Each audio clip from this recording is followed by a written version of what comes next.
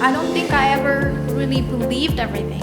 And I realized that quite a few of the things didn't hold water. The actual religions were man-made from wherever. God? Who's God? What's God? I think that skepticism really is the first step. Scientific zest and zeal for the real world. That was it. I was an atheist from then on. And we'll say, well, we're not here to convert you.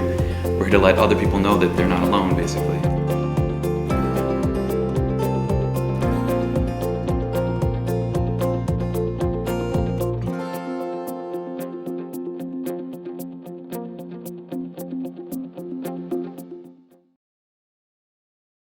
Hi, I'm Rad. Hi, I'm Susan, and this is our friend Josh, here to tell us his tale of his road to atheism. Hi, Josh. How are you? Good. Hi. Welcome to the show. Thank you for having me. Okay, we're glad to have you. Yes. Josh is one of our tablers who sets up the tents that we have on Saturdays when the season is right. And he's more than that. He attends a lot of our meetings. He's true at heart as far as his feelings are concerned about atheists and atheism. And we're here to ask Josh a couple of questions about how he actually started on the road to atheism. And we'll begin at the beginning. So yes. You were born into what kind of family? Jewish. Jewish? Yeah. Were they believers or just Sunday? I mean, not. Were they very religious? Holiday Jewish. It's funny. It's different because my father grew up in an Orthodox family, so he was very observant. Mm-hmm. Certainly, his family was. But then my mother was Jewish, but very secular, almost no religion in the home. She didn't have a bat mitzvah. They didn't go to on no holidays. They didn't go to synagogue. So when they met, the story that they like to tell, that they would joke around is, my mom's parents would say, you got to find a nice Jewish boy. Mm-hmm. So they bring my dad home, who's basically Orthodox, and they said, not that Jewish. So it's sort of it's almost like a mixed marriage in a way. So I had some of the Orthodox influence as well as just complete secular as well. I assume it was not a kosher household. It was. It was the separate dishes. And everything? We did. In the home certainly. When we go to restaurants, we never have pork or shellfish. I've never had a ham sandwich or cheeseburger, but we wouldn't go to only kosher certified restaurants. So I'd still eat, chicken or beef that wasn't kosher certified. In the Catholic religion, it is said that when they only show up during holidays, they're called cafeteria Catholics. Right. I guess the same would be similar to... I think the phrase is holiday Jews, because you do... Or once a year. Most of them do celebrate... They like to get together with family at Rosh Hashanah and Hanukkah and things like that. And, it's more of the celebration of family rather than any Rosh religion. Hashanah. Yeah, the New Year. Yes. And so were you interested in things, there must have been something, whether you were a skeptic at that time or not, but in your young age when you started to differ in your point of view or use logic, whereas it's science, was it mathematics, was it anything of that nature, or just general skepticism? Yeah, I think it was general skepticism. Can you tell us about that? What age was this? I couldn't really, it wasn't really till I was much later, and when I was a teen, 19, basically, when I realized that I was an atheist, but I certainly was confused from a very early age, because living even in my own household, because of the inconsistencies of how we practice Judaism. Yeah. Yes. It was just very different from visiting my father's family to visiting my mother's family. It was a very different experience, even though we're all Jewish. So even then, it didn't really make sense to me. Some of those inconsistencies from reading the Bible, as far as the Torah is concerned, did you see things that were inconsistent in there that disturbed you? Well, certainly later on. Mm-hmm. I think one of the moments I can think of is a good friend of mine who was born sighted became blind. Yes. And there's a prayer that I remember learning about in Hebrew school, that you say on Saturday morning, thank you, God, for opening my eyes to see. Mm-hmm. And I'm thinking, well, now he can't see anymore, so what does that mean? What school did you go to? Yeshiva? No, it was an afternoon, like after school. So you had a bar mitzvah at 13? Mm-hmm. Mm-hmm. Yep.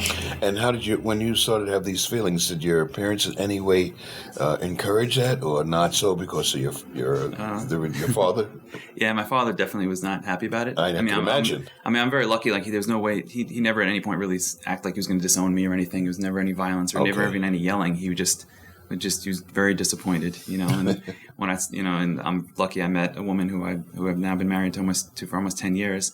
but she's not Jewish. So when I was excited and I said to my dad, "Hey, I'm engaged," and he said, "Well, I really want to have Jewish grandchildren." I was like, "Well, sorry, you got to talk to my brother." So you have how many? Just one brother, or more? Okay. Yeah. So he married a Jewish woman and now has 2 kids. So. Is he atheist or more after your father or after your mother? He's more. I guess I would say certainly in support of my father, but practices more like my mother. Do you have any children? No. Okay. And let me ask you this question, a philosophical question, thinking of future. If you have children, how would you bring them up? Would you forcefully tell them something like atheism is so-and-so? Well, I shouldn't say forcefully. That's sort of giving it away as far as the negative from our point of view. Right. But would you tell them that, or would you have them figure this out on their own? What would be your approach? I certainly wouldn't force anything on them because, even I know my parents thought they were doing the right thing, but here I am now, so there's no way I could really, I'm not really sure. I'm also at a point now where I think it's either I'm having kids now or I'm just not going to have them at all. I'm getting a little bit older and then I'm... Or orphans could adopt kids, something like that nature. That's also well, you can use the Bible more as like history of your people, of your ancestors. Yes and no. I come from a different perspective. I grew up in the Bronx in the 80s, and it sounds a little corny. I feel funny saying it, being like a dorky white kid, but like I almost feel like Judaism isn't like as a culture. It's a very popular thing in the United States as a cultural Jew. Judaism. I don't feel that way, even though I grew up Jewish, where culture is about the food and the music and the customs. Yes. To me, it's for my customs and my culture is hip hop, like with breakdancing, with rap music and graffiti. And I don't eat. I never liked gefilte fish. I hate. I'm the seders. I never liked any of the Jewish food typically. Okay. And so Combi from astronomy? Nope. You gotta be kidding me. Really? Do you like bacon? No, I never had it.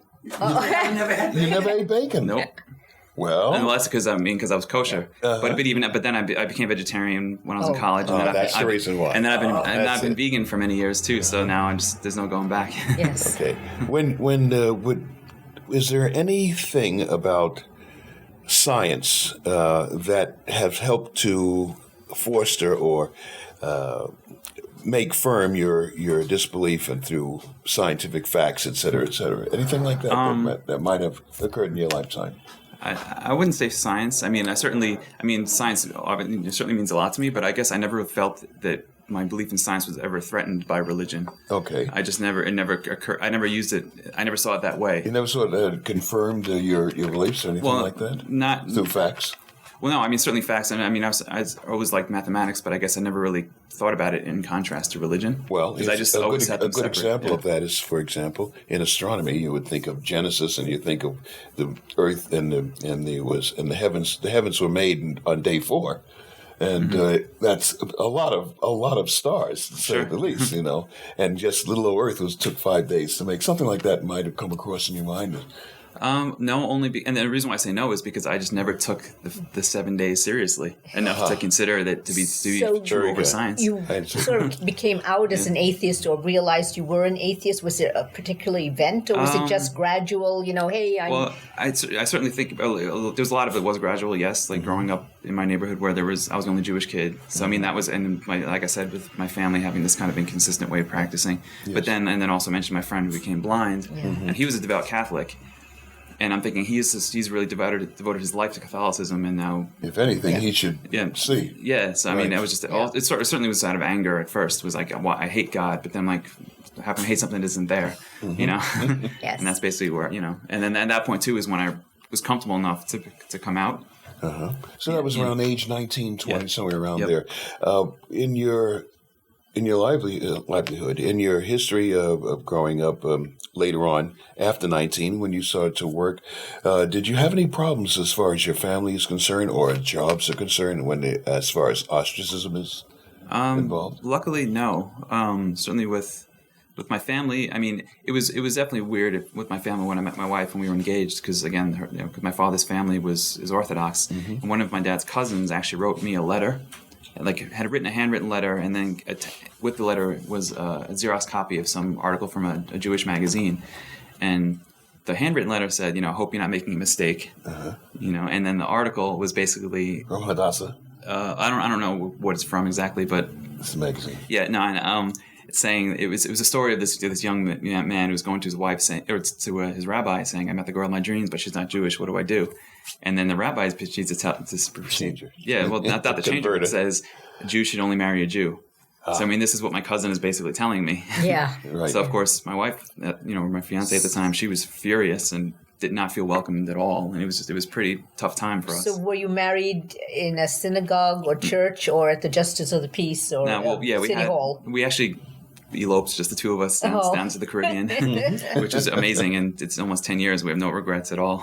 It was nice on the beach, with a very secular service. Did anyone else come with you, or just the two of you? We tried making plans, but it's just what was the reaction coming back home saying, "Guess what, Mom, Pop? Oh, no, married. It wasn't that. She's not Jewish." It wasn't a secret, though. They knew. They certainly they were. How did they react to you? No, they were mostly supportive. Your father? He was disappointed. Yeah. Because he wanted to be there, but he's also. He wasn't. He was disappointed, but he was still supportive of your final decision. Yeah, I think so. And now after 10 years, she's family? There's still some tension, unfortunately, but we're doing all right. It's important to know that tension because, after all, there could be some people, I'm sure, out there that would feel that maybe that's one of the reasons they don't want it because they're worried about that tension. What kind of tension would you say exists, without being too specific? I don't know. I guess it's just because of the way things went back at that time. They're talking about, I guess in 2005, like with this letter that we received, and then my father didn't really say anything to his cousin in response. Like, why would you just write this? This is really nice. We got to be more welcoming. There was really none of that. So I think that's part of the problem. That hurts. It hurts. It really does hurt. It gets to the core. And on the job, did you have any problems as far as did you ever mention the place where you work? Yeah. What kind of work? I'm an architect. Okay. And when I graduated from school, luckily a friend of my father's from our synagogue is an architect, and he hired me. So that worked out really well. And he was great. He wouldn't call himself an atheist, but he certainly is a cultural Jew that goes to synagogue, but I think more support of his wife. Because there was actually a moment where, after I'd stopped going to synagogue, where the two of us had run into the rabbi from the synagogue. And he kind of teased me, saying, "Oh, Josh wasn't at synagogue this week, or whatever," and just basically just trying to embarrass me in front of the rabbi just for fun. He knew what. Yeah. Okay. So the rabbi he's always actually kind of cool. He just said, "Oh, it's fine. You're welcome back whenever you want." So then I when we got back to the office, I yelled at my boss, like, "Why did you say that?" And he said, "Well, I didn't want to be there, but I went anyway. You should have been there." And I was just surprised that he said that. So he still appreciates, I guess, the traditions and the culture and everything, but he's not into it for the religious or spiritual aspect as well. You show up on Saturdays to help set up the tent, and for those who don't know about that, we have tabling that occurs out in front of the Time Warner Building on Columbus Circle. And that to be able to answer questions and sign up people who would like to join the New York City Atheist Organization.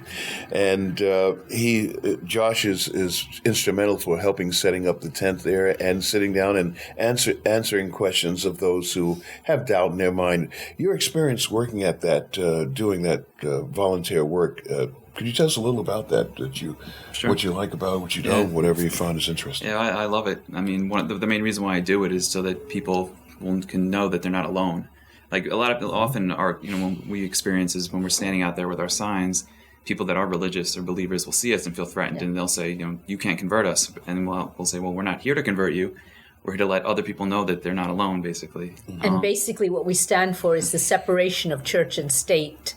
To leave people believe what they want, but to let us not believe, and we have to keep pushing for the separation of church and state, which is what our founding fathers wanted, unlike certain other people in our government who declare that we are a Christian country. Yes, we're concerned. We don't want them into institutions that are open to the public. In other words, educational institutions where you're not going to have prayer in the schools and things of that nature. And even in politics, it shouldn't have that type of activity. That it should be secular and non-religious, and that's our concern. So we have that up on our tent, and we also will discuss things of that nature. And we do go to rallies where we feel where there's that threat that it's going to be a religious nature. So you seem to handle it very well under those circumstances. Yeah, I've had some good practice now. Good practice doing it. And the thing that's surprising is that I've never really been harassed on the street, except once I was in Washington, D.C. And What did you have? Well, I was wearing I have a black sweatshirt that just says God Want to see what we have on here? Yeah. Vegan, straight-edged atheist. Yep. Okay, and the signs down here. So you got the animal. Yep. And no alcohol, no drugs, and no religion. Upside down. Yep. Right. Tell us what happened in D.C. Oh, no, it was actually right after Obama got inaugurated, too. So it was a very exciting time, obviously. And there was a guy. The first one 8 years ago, or 6 years ago. Yeah. And just basically, it wasn't that big a deal. Just this guy was going around asking for donations for like a local basketball league or something. And he basically then saw my shirt, and he's like, "What is that?" And I was like, "Well, I don't believe it. I'm not into religion or anything." He's like, and it really struck a nerve with him for some reason, and he started yelling like how ignorant I was. And it was just, and the other thing, the thing that's more important is that this thing about the basketball league was supposed to be about nonviolence and keeping kids off the street. Yet he was practically getting violent with me for something, and I was just standing there, being around and minding my own business. So that was the first and only incident that you had. Yeah. Did you show up at the rally? Rally in Washington? Oh yeah. Yeah, that was a lot of fun. And you tell a little about that. What you saw about that? Did you notice the young generation was very much heavily involved in something like that, which is a good thing. Of course, yeah. And I love the fact that the weather was terrible. Yes. But there still were thousands of people anyway, which was really assuring and just Anyone will go out in sunshine, but it takes a devoted, someone really committed to go out in lousy weather. It does. It takes that type of commitment. Do you have anything you want to mention? Questions? I'd like to talk a little bit more about the tabling. Oh, sure. Did you have any interesting conversations with different people or things of that type that you can remember? Well, I think one thing I've noticed is that when I started tabling in 2006, and certainly during when Bush was president, and it was that's before I did, and it was a very different time, obviously, and it was also before, or it might have been around the same time when Hitchens and Dawkins, those books were just starting to get published. That's right. And I think there was less of I guess people weren't really aware of any kind of atheist movement, at least to the extent that they are now. So there was definitely more hostility back then. There were times where not just me, but at the table where people would see us and yell at us and saying we're going to hell and. I remember. At one time there was a family that was walking across around the same time where they had to be from Kansas or for some part of the Bible Belt region. But then they walk across, they stopped, and the father and the mother and the kids, they looked, they talked among themselves, and then they went by like this, as if that's going to do something and make us burn or whatever in the hell. So those things happen. Just by our existence, though, those kids might start having a few doubts, and who knows, 6 years later, whatever. I know about those that have doubts and then change their minds in different ways. Okay, looking towards the future, what do you see and what do you anticipate? What do you see as far as politics are concerned? The politicians, do you see it changing in their attitudes? And look, you already have same-sex marriage is going to be about fully passed pretty soon with the... well, it depends on SCOTUS. And I think that'll happen. It's going to happen. After all, you have most of the states. It'd be very unusual for Supreme Court to all of a sudden make a reverse. What do you see in the future? It's hard to say. I mean, I try to be optimistic, but... we all do. Yeah. I mean, and certainly because of what happened during the Bush years, and even earlier with like the rise of the Christian coalition and all that from the 80s, but that was kind of what sparked, I think, the atheist movement. And certainly one of the reasons why I'm here now and doing what I do is because of this whole new movement, arm of Christianity kind of pushing its way into once Obama was elected, they emerged from wherever they were hiding and which is why I became an atheist, because I was always an atheist since 10. Became an activist. An active one because they've declared war on women. But what I'm concerned about is because of this rise of atheism and all these polls and studies showing that people are now not associating with religion is now that the Christian right or Muslims or whoever is now trying to get stronger and try to ISIS, right? Trying to push back it to a certain They extent. certainly are. They're trying. Mm-hmm. They're trying. How does your wife feel about your... Oh, she's all for it. She's all for it? Yeah, she's an changed atheist. her... No, well, she also she didn't always grow that up way? with much religion. Actually, her father actually almost was getting ready to go to seminary. Oh, really? But then realized that it's all nonsense, and he makes fun of it himself. No kidding. Yeah. Isn't that something? Yeah, Well, so okay. that's also why I'm very lucky, because Gina and I have a lot What in common. goes and that's around a big comes one. around in a nice way. Yeah, and I couldn't imagine. I don't know how anybody can marry someone that doesn't share in their beliefs like that. Yeah, well, it happens. Or at least be It happens. tolerant or something. And that's one of the reasons why you have some divorce and Of course, separation, yeah. because of one family's background and strong influence on that person saying if you do or whatever, and so it's sort of like break apart Well, there when used they to be loved each other laws in the beginning. against marrying someone out of your religion. I mean, within the religions generally. Religion, race, race. gender, you name it, all those are falling by the wayside. Yeah. You see? So they're We're coming moving to on. that thing. They're You moving know, on. it's not like you can be. I never think, when they say, how can you be moral without God? And I always go, how can you be moral with that God? Mm-hmm. I think we are From maturing misogynistic in ways. morality over the decades, over the centuries. That's right. And we're more tolerant now than ever before. Here's a Bible that supported not just racism, but it supported misogynistic viewpoints. It supported, and for those who don't understand that, it supports things such as how women are treated as second-class citizens. We're talking about, and that's not As just one possessions, religion. That's practically. all three Abrahamic religions that do Yes. that. In addition to, you have a support of slavery. And it had that in the Old Testament, and believe it or not, in the New Testament, you have that as well. And for those who want to look that up, just look up Luke chapter 12, verses 47, 48 in the New Testament. It says it's okay and to beat your slaves by so many stripes if they do not own up to their master. It's the best way possible. And who said this? Jesus Christ, that fictitious figure. So those are the type of things that are in there. And we want to thank you. Yeah, Do you have any other thing you may want to leave a message to the audience that you well, I may guess want to I say could something that's of importance? Well, I think to add to what you just said now is that one of the best ways to be an atheist is actually read the Bible.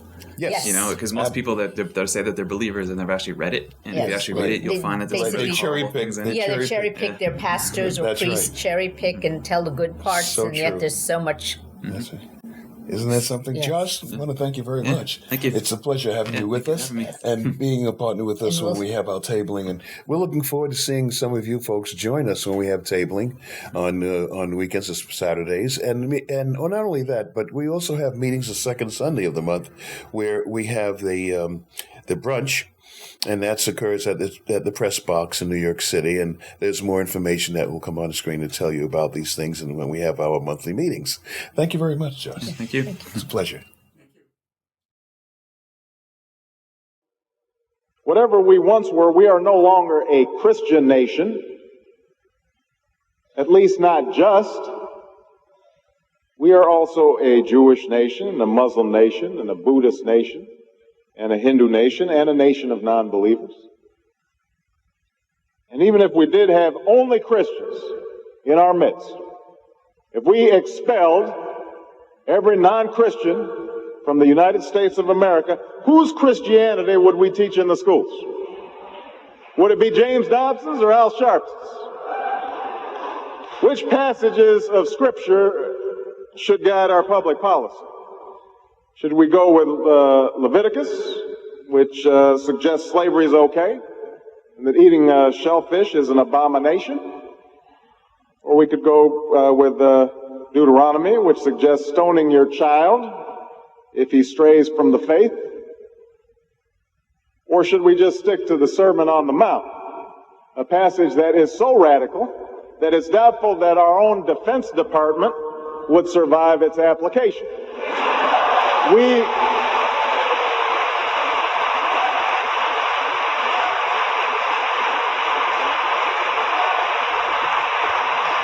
Which brings me to my second point. Democracy demands that the religiously motivated translate their concerns into universal rather than religion-specific values.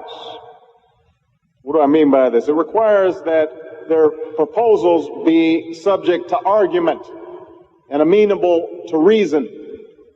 Now, I may be opposed to abortion for religious reasons, to take one example, but if I seek to pass a law banning the practice, I can't simply point to the teachings of my church or evoke God's will. I have to explain why abortion violates some principle that is accessible to people of all faiths, including those with no faith at all. Now, this is going to be difficult for some who believe in the inerrancy of the Bible, as many evangelicals do. But in a pluralistic society, we have no choice.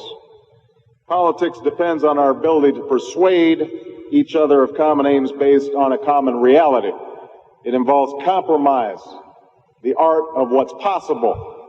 And at some fundamental level, religion doesn't allow for compromise. It's the art of the impossible. If God's spoken, then followers are expected to live up to God's edicts, regardless of the consequences. Now, to base one's own life on such uncompromising commitments may be sublime, but to base our policy making on such commitments would be a dangerous thing. And if you doubt that, let me just give you an example. We all know the story of Abraham and Isaac. Abraham's ordered by God to offer up his only son. Without argument, he takes Isaac up to the mountaintop, he binds them to the altar, raises his knife, prepares to act as God commanded. But it's fair to say that if any of us leaving this church saw Abraham on the roof of a building raising his knife, we would, at the very least, call the police and expect the Department of Children and Family Services to take Isaac away from Abraham. And so the best we can do is act in accordance with those things that we all see and that we all hear, be it common laws or basic reason. Even those who claim the Bible's inerrancy make distinctions between scriptural edicts and may be modified to accommodate for modern life. And the American people intuitively understand this, which is why the majority of Catholics practice birth control. And some of those opposed to gay marriage, nevertheless, are opposed to a constitutional amendment to ban it. So we have some work to do here. But I am hopeful that we can bridge the gap that exists and overcome the prejudices that all of us to one degree or another bring. No matter how religious they may be or may not be, people are tired of seeing faith used as a tool of attack.